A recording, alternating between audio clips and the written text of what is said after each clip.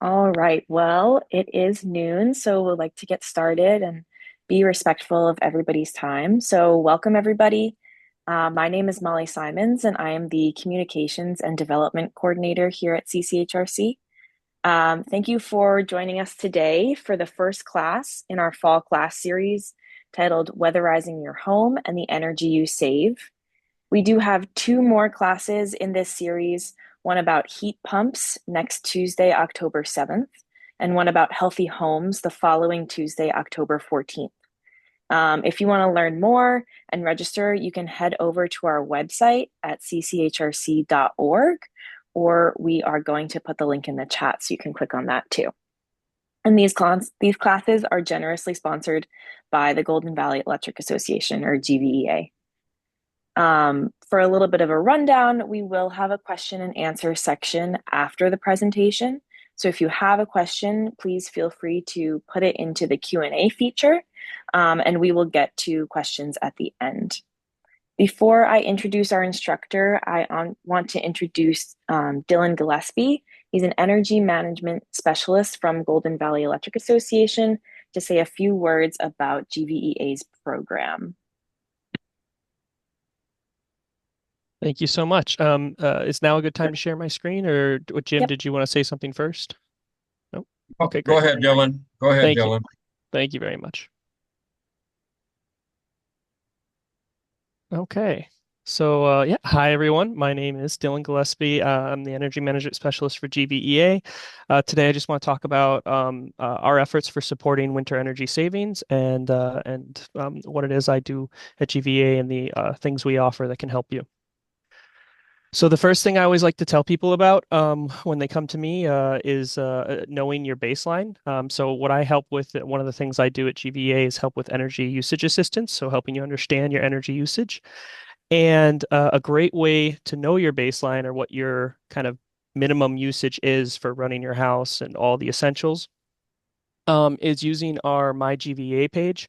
When you go to your MyGVA page, you might know of this. You can use the AMI data to understand what that baseline looks like or estimate that baseline of your own usage and get an idea of where you want to reduce things or when you're more active.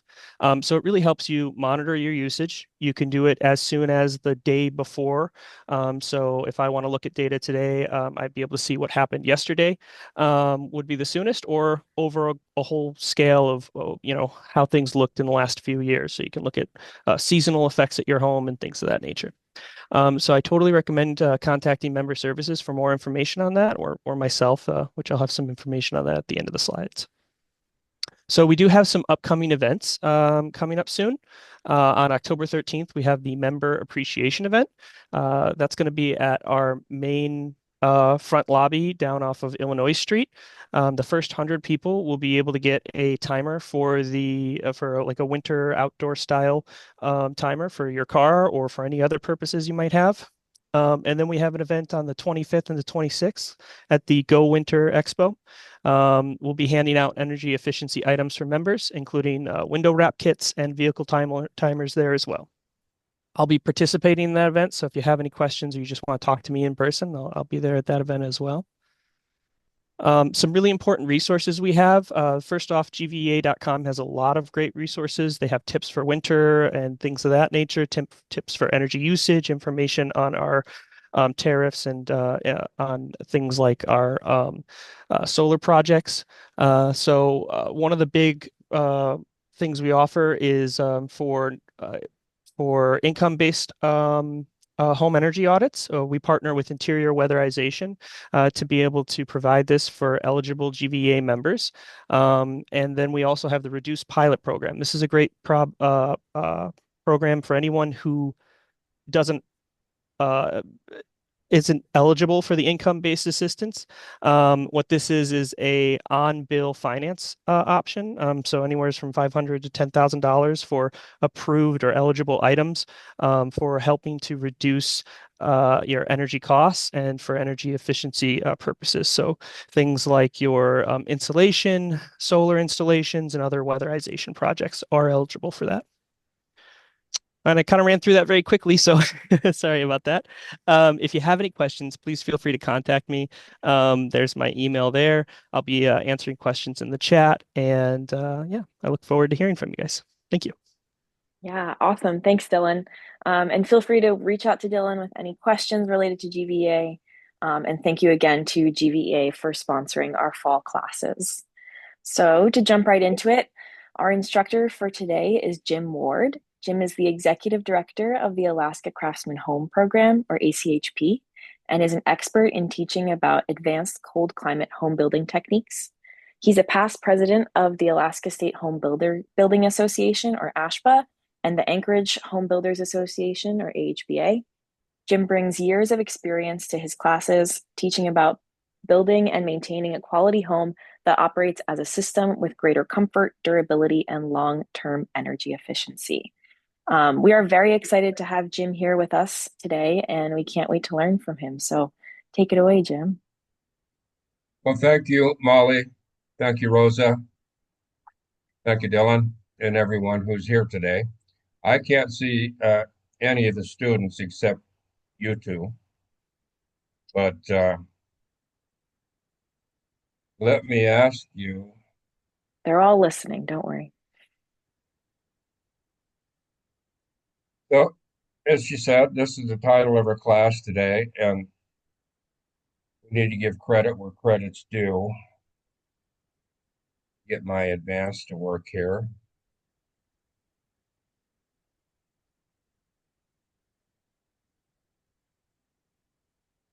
All right, so Golden Valley, we are Alaska Craftsman Home Program. So let me ask you a question or two. Are the students in attendance today from Fairbanks area? They're mostly from all over Okay. Alaska. And are these homeowners or are these builders or contractors or what are we talking to? Could be anybody, could be homeowners, mostly just people who are interested in learning. Well, with the time frame we have, I'm going to speak to everyone, of course, but with in mind homeowners. So I have a question. And Dylan, from your from Golden Valley Messenger baseline and explained what that was. Can anyone tell me what is the cheapest energy in the state of Alaska, whether it's Fairbanks or Anchorage or what energy is the cheapest? Anyone? Dylan?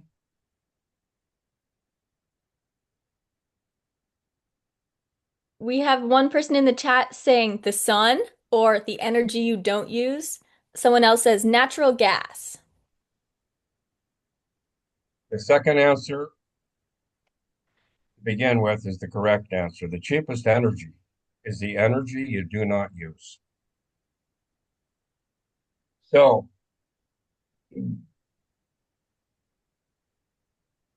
today, in the time we have, I'm going to kind of focus on what I would say the low-hanging fruit, and that is maybe spend a little time talking about air sealing. Too often, not enough is done in the construction phase, and a lot can be accomplished in that existing house. Okay, so we'll kind of focus on that if we can. So we covered this. So what is my slide advancer isn't wanting to work very well here.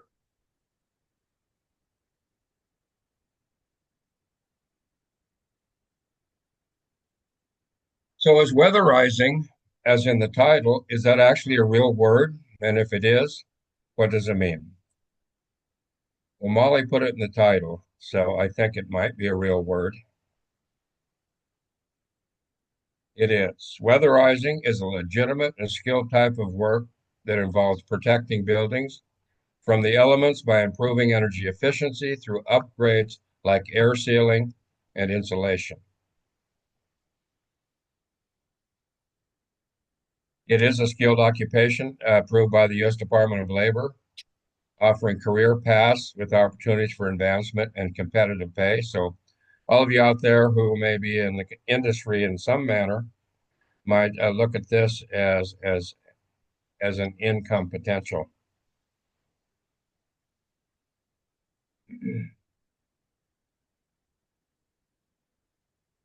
The weatherization workforce uses building science to make homes more comfortable and save energy, creating a skilled and growing industry with long-term job opportunities. And representatives like Dylan of our utility grade power generation company are all about this, all excited about this because it's an ongoing challenge for them to guarantee that energy source to the public dependably, affordably, long term. So it helps everyone, everything, and it certainly helps our utility companies to manage, provide for us. Done correctly, the weatherization process has the potential to create homes that are more durable over time and healthier indoor environments in which to live. So we think of lowering that utility bill, lowering our baseline, but done properly, the benefits are global, they're holistic. Healthier homes potentially, and healthier people who live in them. So, what is the cheapest energy? And as we said, often we have choices: oil, coal, natural gas, electricity. But truly, the cheapest energy is that energy that is not used. There's lots of components of the home that we can look at. And I hope in the future we have an opportunity to do that with more classes. And you see here controls like smart thermostats, more energy efficient doors and windows, attics and cold roofs and how they should work and how they should be ventilated, energy efficient lighting, eco-friendly building materials, tankless water heaters. Simply means we're not keeping a big tank of water hot all the time. Very, very wasteful. And we're at the time now when we shouldn't be doing that. So very viable in Alaska. I hear people say, well, our water's too cold. These tankless water heaters won't give us the supply we demanded. Just not the case. Not the case at all. So improved insulation, air sealing and weatherization, and of course, appliances. And programs at the national level, like Energy Star, that may or may not. Um, we have to watch these large federal programs almost on a daily basis to know what's available and what isn't. But often there are incentives at the national level for improving energy efficiencies in residential homes, and of course, solar. So we have classes on all these subjects and applicable to anyone. So, but today maybe we'll focus on air sealing. Okay, so my light advancer. Hang on one second. Here it is. Plug this guy in,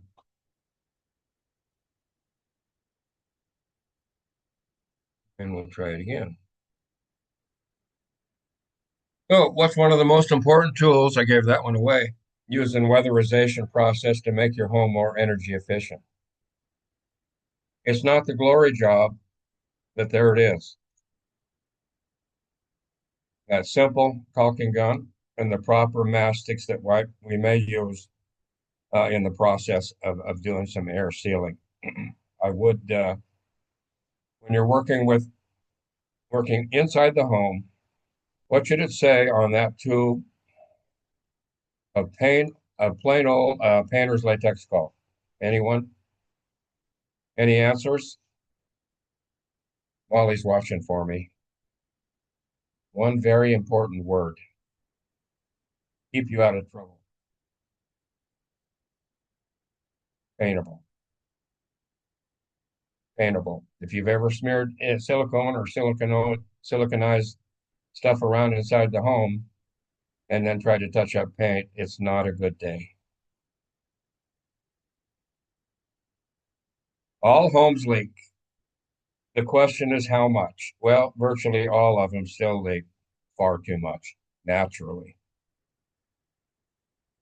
So that purchased energy that we paid for inside the home is simply getting out of that home too quickly. In the insulation class, should we do it? We could talk about conduction, convection, and radiation and how this happens.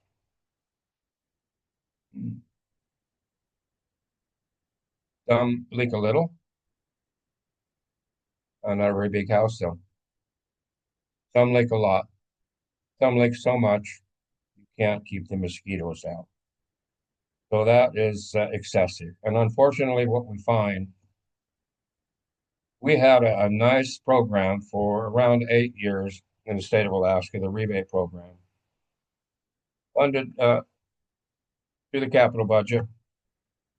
People could do work stuff to their house to try to make them use less energy. The average rebate people got back was about $10,000. And the average reduction in utility bills around the state was pushing something around 40%. 40%. So we can do it. And most of these, obviously, these people in this program were doing retrofit. Think of it this way, remodel, maybe we're going to add a room on a house or redo a kitchen. Retrofit work is things we can do to make that house use less energy on an existing house. Okay. So air sealing is like a process of closing many, many, many small doors or the holes that are left open all the time. Yes, takes me back to my childhood. Close the door. Close the door. Or were you born in a barn, as my mother liked to say. Um, so lots of opportunity in these existing houses. And age is not an indicator really of how leaky a house might be. It depends on, it doesn't depend on wholly on when it was built. It also depends on who built it. So we have older homes that could be relatively tight and newer homes that are far leakier than they should be still.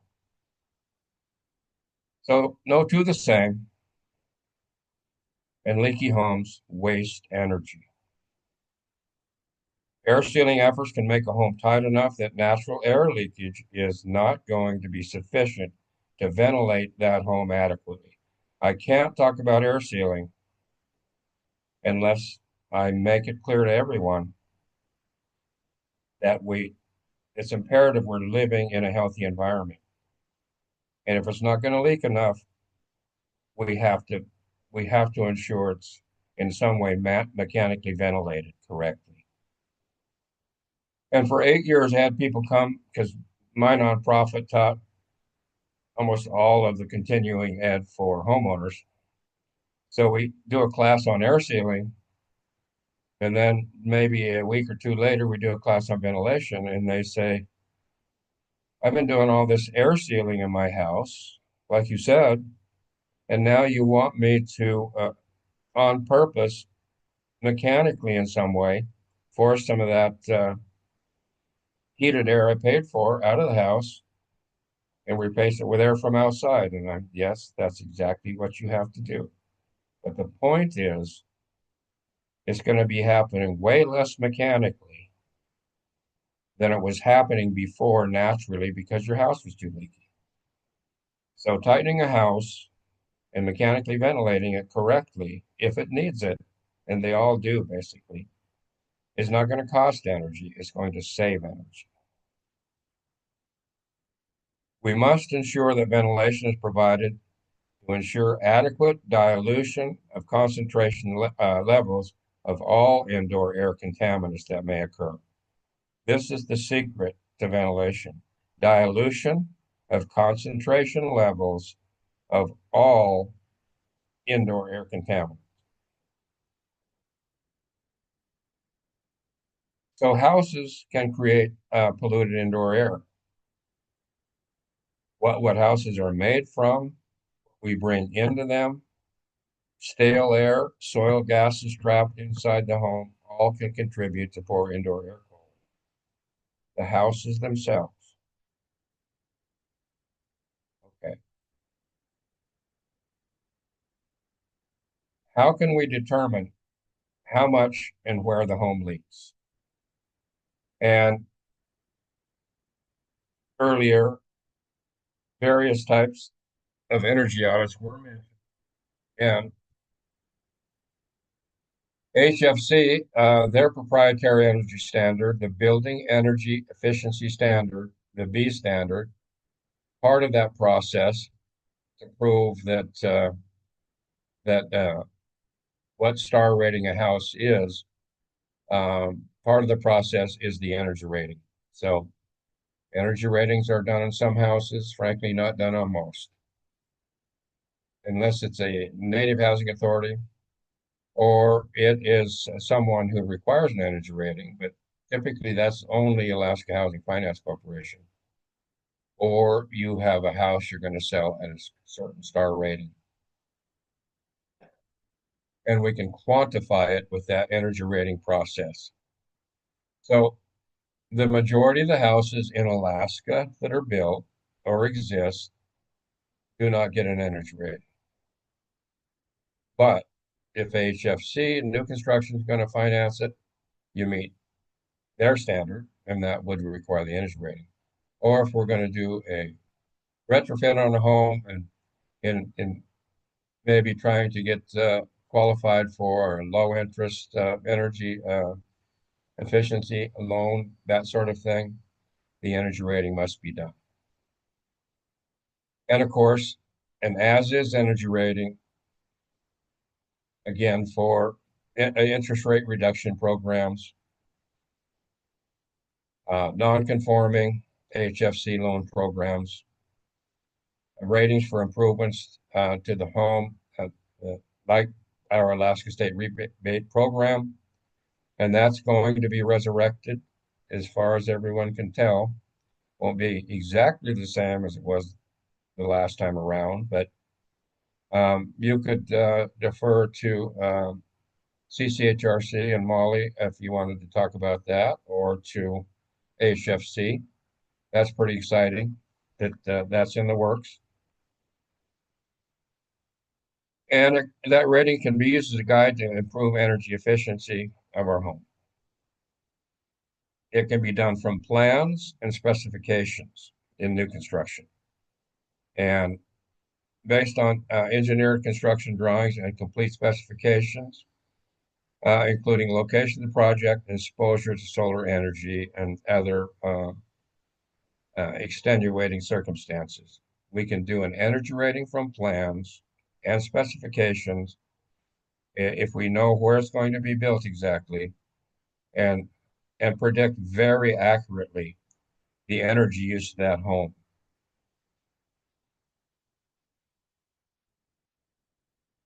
And HFC has the proprietary forms that you work through in the process. The POR 101 is the inspection physical inspection process, like everyone else does, as the house in new construction as the house is built. And the POR 102 that quantifies how the home scored on that energy rating. how many points, and what star rating that equates to.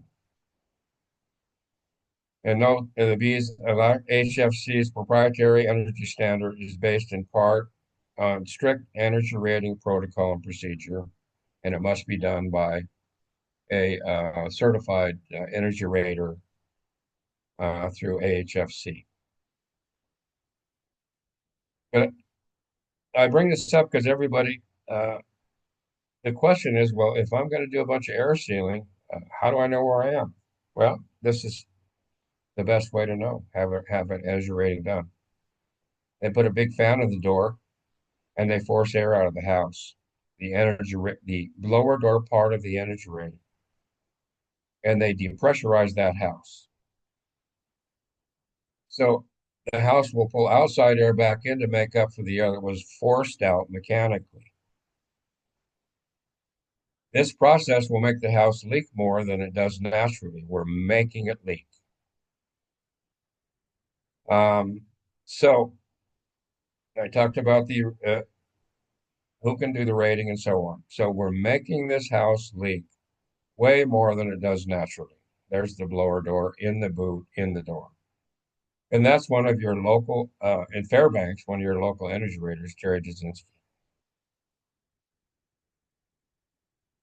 So with the equipment and the sensors that can then know how much air is moving through the fan, lineal rates, and the rater has to measure the volume of air in the home. And knowing these two things, and it's software driven. Algorithms and software can convert a lineal flow rate into the metric we're used to, and that is a volume rate of cubic feet per minute. So it's expressed as air changes per hour at 50 Pascal, and that's when the house is depressurized. And it can then be converted to natural air leakage. So we can see what's happening. The software can also take all those little tiny holes and in effect put them in one big hole. How big's the hole in your house that's leaking air all the time? Pretty, an average hole would be around 1 square foot.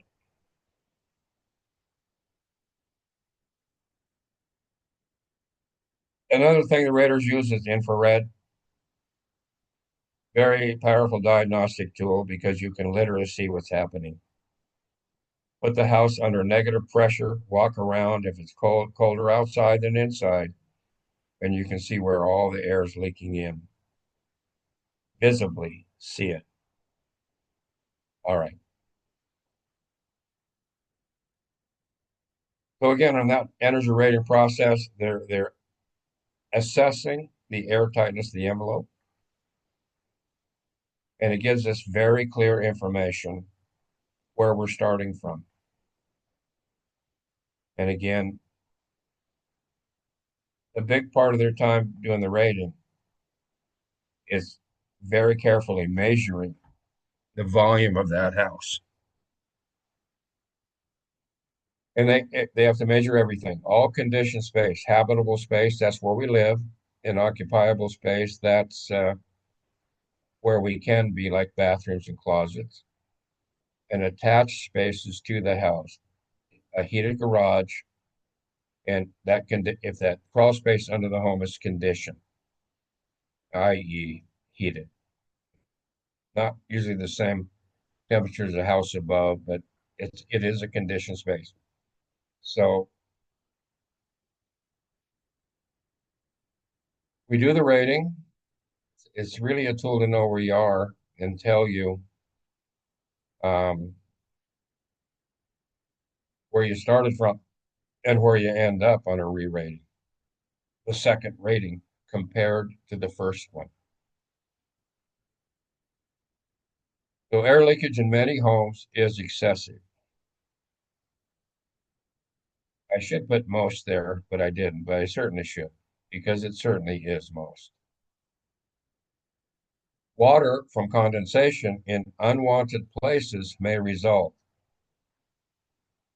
and we'll see if we'll see a phase change from water and vapor state to liquid. So in the home, we might be at 70 degrees and 40% relative humidity. That's pretty comfortable for people, kind of a midline. There's no issues. But if it's warm inside and cold outside, as it is most of the year, and because homes leak, it's where they leak to that's the problem. And that's to the outside. That's heat loss. That's building inefficiency. But in leaking from warm to cold, and in leaking through interior walls, floor diaphragms, into the attic, into the outside, as that air passes across these assemblies, we begin to cool the air very quickly, and we can quickly hit the dew point temperature and see a phase change from vapor to liquid in attics, in walls, around doors and windows. And of course, this water in that change from vapor to liquid can cause dry rot of the building. It can cause condensation in attics.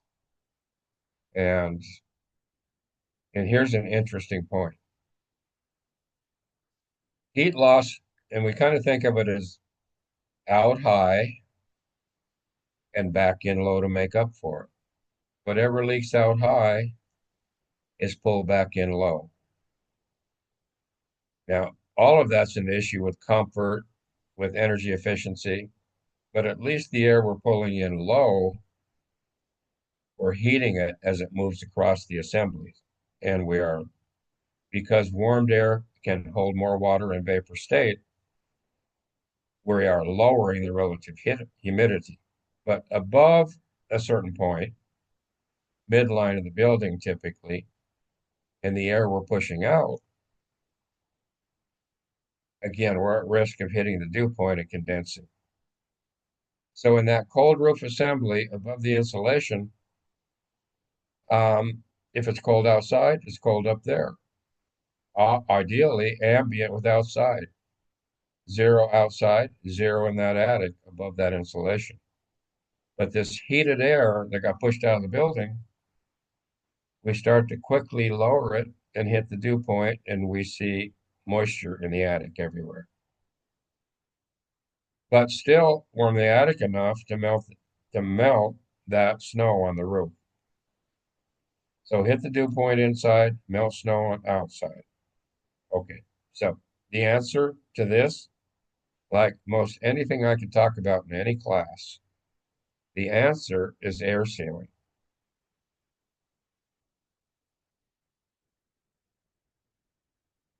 The answer to stop getting moisture in cold places and doing all the damage is air sealing. The easier air can leak out high, the faster air can leak in low.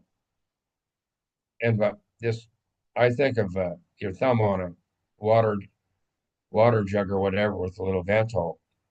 Take the big cap off, put your thumb on the little hole, the vent, and it'll sort of glug out of there. But take your finger off that little hole, and now it will really come out. So here's a home in Anchorage, both sides occupied, and a first snow in the winter. And you see the snow's on the roof here, it's gone here. If inside that attic we're ambient with outside, the snow won't melt. This is the good side. This is the good thing. This is the bad side. This is heat from the house getting in the attic, heating the attic, and melting the snow on the roof. So these people had, the people on one side had their condo, half of that duplex, in the rebate program. They couldn't spend a lot of money, but they spent their time and effort on air sealing inside the house, and nothing else. And look what happened on the first snow. So very, very significant progress was made on keeping heated air with moisture in it from getting in the house out too quickly and cause high energy bills, but also getting into the attic. So how can air sealing in the crawl space reduce ice on the roof? It's because what gets out high is pulled back in low. And typically the leakiest area low is that rim joist. So if we want to stop moisture and soil gases from being pulled up into the house, we start with that very lowest level, and that's that vapor retarding membrane on the ground in the crawl space. It's critical. So there we go. Heat in the house, escaping too quickly, warming the attic in the process, and causing all the havoc we discussed. At the same time, moisture in the air from the house below, now in the attic, can be cooled to the dew point temperature, and condensation inside the attic occurs. Back to air sealing. A couple places I'll mention where air can so easily get in low. One of the biggest culprits is that dryer vent. Stuck open, the flap fell off, part of the vents fell off. Usually they're not very good appliances. These could be replaced with something more dependable, more durable. This is called a Lambro. That one's sold at SBS. Take that old one off, replace it with this one. And when the fan shuts off in the dryer, they got a plunger in here that falls down and closes it much more dependably. So the low-hanging fruit, we're looking for everything, but sometimes it isn't so obvious what we're looking for. This is a large hole we cannot seal. Sometimes there are two. This is a combustion air opening in a mechanical area, maybe for a water heater or a boiler or furnace that's open combustion appliance. So understand that there's some big holes that can't be plugged. A combustion air opening for any kind of an open combustion appliance. The way around this now and in the future is get rid of all of our open combustion appliances and go to seal combustion direct vent appliances. And then we can seal all these holes, but not until then. Unfortunately, too often I see Aunt Betty's ugly Christmas sweater she knitted for you stuck in that hole there. Don't do that.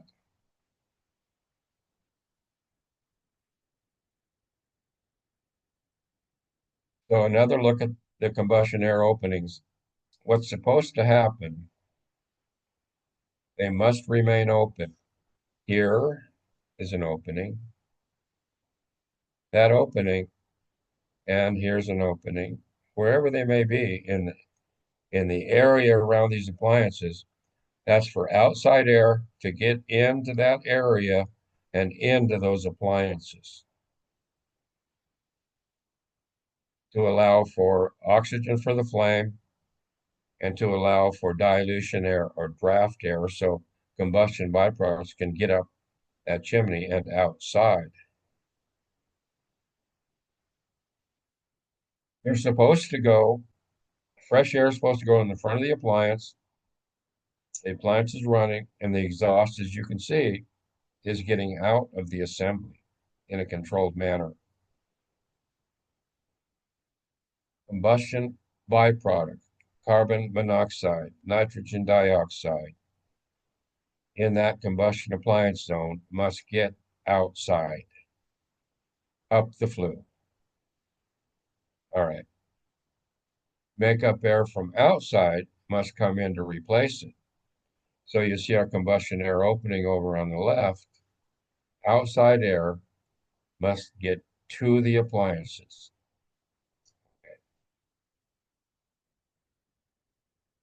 If we deprive the appliances of adequate combustion air,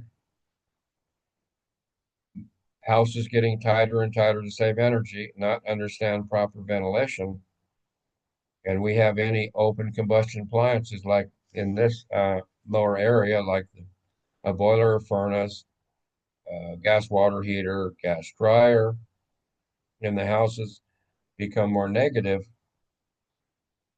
they can actually run backwards and pull the combustion air from outside down what's supposed to be the exhaust into the appliances, then they'll run and exhaust out the front. This is called backdrafting. Alaska typically leads the nation per capita in deaths from carbon monoxide poisoning from backdrafting open combustion appliances. Okay. So it's very important. Confirm adequate combustion air. All right. Molly, any thing in the chat box or any questions? We're going to get to questions at the end, but we have about 10 minutes left if you want to, Okay. then we'll get to questions. And you let me know when. Okay, I will. So combustion air in, that air out. Don't plug these holes. It's critical. This is the biggest mistake I made in retrofitting homes to save energy. So gain control of heat, air, and moisture. We looked at our caulking guns, our spray foams, keep heat longer, reduce drafts, reduce ice dams on roofs, and create a more healthy and comfortable home to live in, actually in which to live. I was corrected on that. It's not proper English to say to live in. It's proper to say in which to live. Yoda talked funny, but he actually had far better grammar than most. So that leaky house, again, as I said, age is not an indicator, but the more it leaks, the less control we have of everything. I hear today, building was too tight for whatever reason. We've passed that threshold. Our houses, because of rising energy costs, are getting tighter and tighter. So because they are, and we pass the threshold, most cases where they're going to ventilate from air leakage, just know that it can't be too tight if it is properly ventilated. So I hope we get a ventilation class in the future. Another good reason to air seal is to save some of this. And I spend less of this on this. Too often, people with chronic upper respiratory pulmonary issues go to the doctor and they'll get antibiotics, inhalers, and on and on. And fortunately, often are not properly diagnosed. An interesting video that you could all talk to Molly about is called The Air We Breathe. It was produced in Fairbanks. It was a joint effort, ACHP, Alaska Pacific University, Alaska Lung Association, and others over 30 years ago. And it's alarming to watch it. So um, Molly hopefully can give us all access to that. And it'll show how important the things we've mentioned today are. Air sealing can give us more control, save energy, but have healthier occupants. The strategy is to find some holes and fill them. And again, understand the potential need for mechanical ventilation. All right. So a hat can be too tight. A house cannot, if properly ventilated. So we're going to go past this and look at a few places. The term stack effect happens because heated air rises. It's less dense and more buoyant. The molecules are farther apart, so up it goes, and it's looking for a way to get out. And it's looking for a way to get back in low. So we're back to this guy. Some houses are simpler than others. Some are more complex.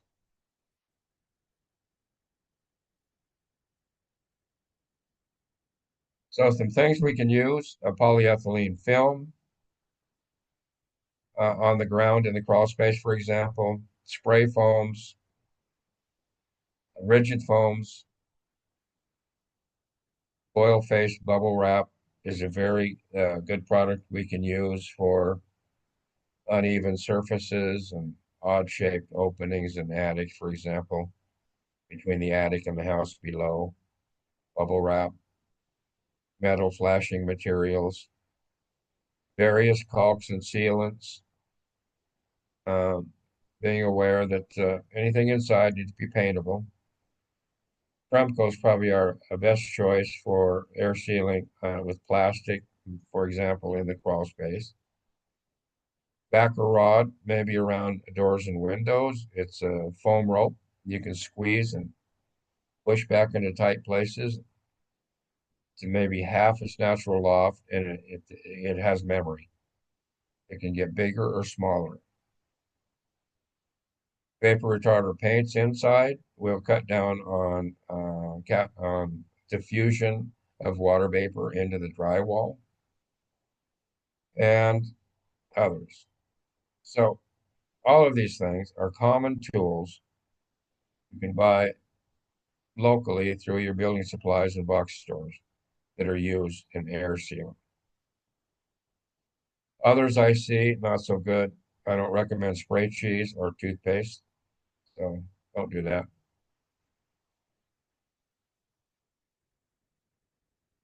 This is just a picture of a nice looking crawl space.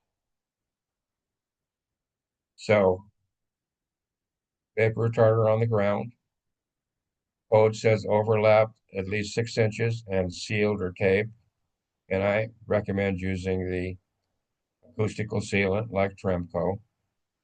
And code says 6 inches up the stem walls, the exterior wall. And sealed,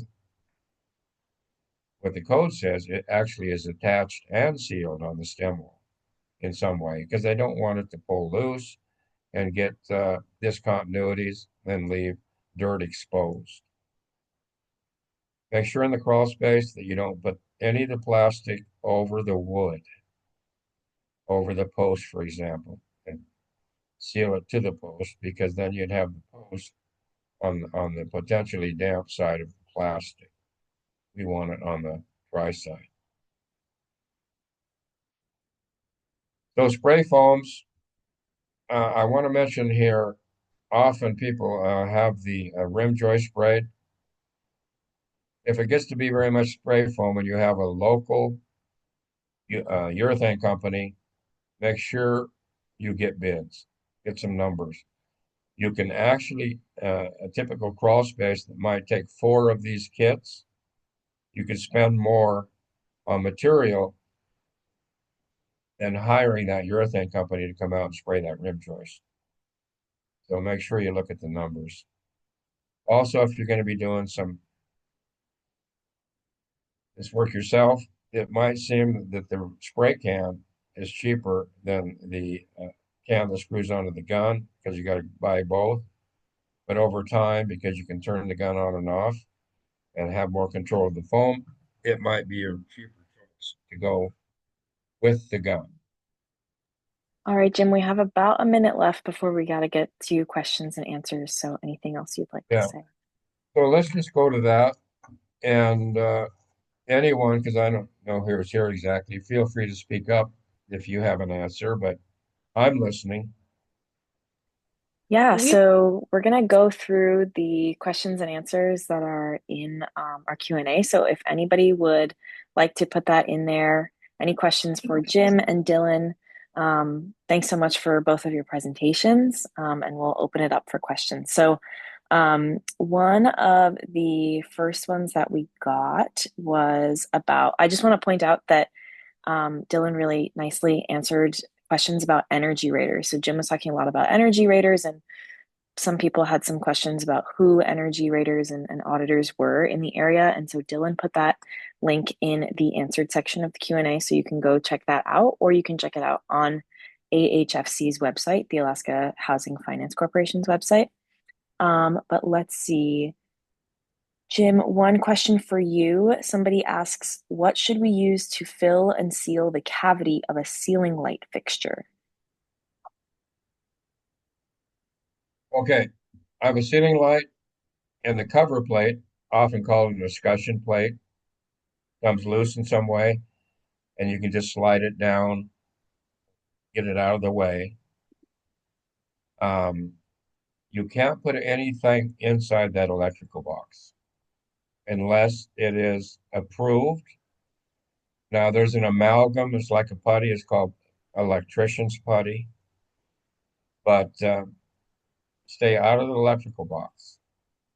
But from above, if it's an attic and you get above it, then there's opportunity, of course, to move the insulation above it and see what's going on the top side of that electrical box and put a little spray foam around it, but being careful not to get the foam inside the box unless it is a rated foam. And it's typically in a red can, but not all foams in a red can are fire rated. That's on you to make sure. But from below, the opportunity is to see what's happening where the drywall meets that electrical box. And then with our plain plumbers, water-based latex caulking, fill that gap where the drywall meets the box. And then if there's That's any opportunity above it, we can do the same thing. cool. Good to know. Another question is, do you recommend installing an HRV in an airtight home? Well, what I recommend, of course, is mechanical ventilation if you're in an air tightness where the house is not getting enough fresh air into it naturally. Now, an HRV is an acronym for a heat recovery ventilator, where we can put some outgoing BTUs back into the incoming side of that process. An ERV, an energy recovery ventilator, we can also grab some water vapor and put some of that back to the incoming side. And there's also heat in the water vapor. But there are also ways this becomes a challenge in an existing house because these are ducted systems. There are simple ways also to ventilate a house mechanically with a fan and force air out and control how it comes back in. It's not a ducted system, but if we force air out of the home and allow it to come back in, we do get heat redistribution, heat remixing, and that would that I would recommend, Molly, that CCHRC look at that class. It'd be more than an hour class, but on ways we can ventilate in existing homes to provide for effective ventilation and a simpler exhaust-only system. Yeah, we're always on the lookout for more classes. So, another question is somebody asks, is there options for homes that have subfloors to help retain heat when it's all concrete? Is there options for, would that, when the floor is all concrete, Hmm. would that be like a rancher or would that be like a basement or either, right? I would think more of a basement because they described it as a subfloor. Yeah. Yeah, the options for ventilation there are the same as I mentioned earlier. Our exhaust-only ventilation fan low, whether that be in a crawl space or in a basement or in a ranch one story just on the floor. And we ventilate low, exhaust air out of the home low, and allow it to come back in high in a controlled way through appliances like Fresh 80s that are sold at SBS. It's just a hole in the wall where we make air come in there to where it would benefit occupants like the bedrooms and common areas. So again, I have a ventilation class, mechanical ventilation class, retrofit, talking about just that subject, ventilating from basements or crawl spaces in a existing home in ways that are relatively simple and do work. Okay. Nice. So we have one question about radon. So the question is, if I have a radon abatement system in my daylight basement, any suggestions to help keep heat in the house and still allow radon out? No, but one thing that has to happen if you uh, if you truly the action level for radon is 4 picocuries per liter in free air. And if you're at that level, and mitigation means just 1 second. Robin has a question. 30 seconds. All right. Well, let's see if there's any questions that Dylan can answer. Or Dylan answered some in the chat already.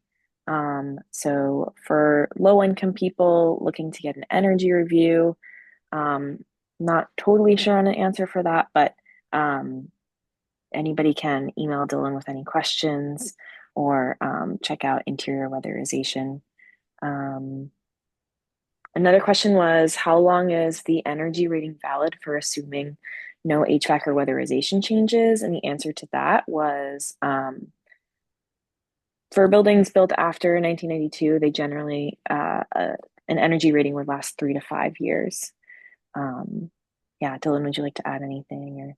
Yeah, it depends on maintenance and things or upgrades. If you've made any major changes or things of that nature, that has to be considered. If you've, renovated the roof or, changed your flooring, things like that. At least that's what I found online. As far as energy raters and auditors, Alaska Housing Finance Corporation has a great list Okay, on I'm their back. site. I don't know how up to date that list is, but it does offer a solution for energy raters that are recommended by the community and ones that are recommended directly from HFSC. So I put a link in one of the comments there, a few of the comments, and some people have already emailed me that I replied to. So if you do have any other extra questions or want me to look into it more for you, just send me an email and I'd be happy to answer that. Yeah. Awesome. Okay, so we have time for one more question for you, Jim. Somebody asks, I have an airtight cabin with an old wood stove with good draft chimney. Should I open the window for vent to vent for input air, or should I add a floor vent to add input air to the wood stove? The best recommendation for providing adequate combustion air for that wood stove is to put a vent through the wall in proximity to the stove. It usually doesn't have to be that big, depending on the side of the stove, maybe a 4 inch vent through the wall so that outside air can passively come through it and get into the home in proximity to that stove. Nice. Right. Okay, we do have time for one more question, so we're going to ask it quickly.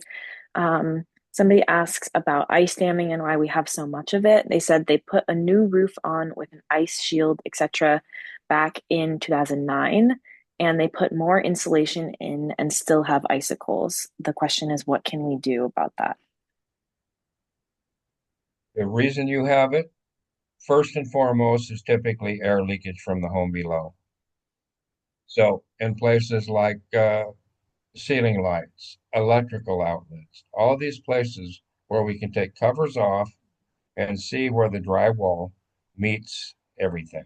Any cracks, gaps, discontinuities in drywall, but especially interior walls like electrical outlets, because that interior wall has a path right to the attic. So air sealing efforts, take covers off. Look, you got your caulking gun, your spray gun, and you're going to find some holes and plug them under cabinets where water lines come into the cabinet, escutcheon plates, the little ring pulled back, all these places. Your washer box got that plastic ring around it. Pop that ring off that box. You can probably stick your fingers in there. Find some holes and plug those holes. You're going to reduce roof ice by air sealing in the home below. Gotcha. That's great. Great note to end on. So thank you so much to Jim and Dylan, and thank you to GVEA for generously sponsoring today's class.